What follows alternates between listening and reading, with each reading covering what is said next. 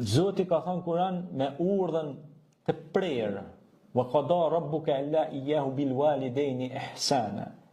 Zoti ka dhënë urdhën të prerë, fill mas besimit në Allahin, fill mas besimit në Zotin, duhet më respektu nëna dhe baba. Ka thënë vesh një rast nuk bën me respektu nënën e babën. Cili ja Resulullah? Ka thënë kur thot nëna e baba shko adhuroja një statujë ose një zot tjetër.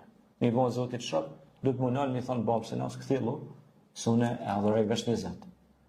Në rastet tjera, duhet më nalë mirë, mi ndëgju fjallën e prindrit edhe të babës edhe të nënës. Pejgamberi sallallahu alaihi wasallam na mësoi se kush don me pas bereqet shumë, furnizim, rrezik e të mira me bollek, mi respektu nënën e babën. Shikoni, ka shumë njerëz që lypin bereqetin e rrezikin në satelitat jenë altë, ose e lypin në përminjerat e orit, ose e lypin bereqetin të biznesmen të fuqishëm, kompanijit më dhoja, du të mendojnë me atë se unë fitoj për ti. Ose e lypin përmes formave ndryshme të punës që punojnë. Ose kanë magazina, kanë fabrika, mini fabrika, kështu me radhë, dhe ka raste që kam pasë dhe vetë raste që punon 3-4 puna, 5 puna i manë. Kanë tarna, po s'kanë bereqet për aty në tarna. Edhe vjen e hoqë, thot, nuk kam, thot, bereqet, thot, ka hu bereqeti.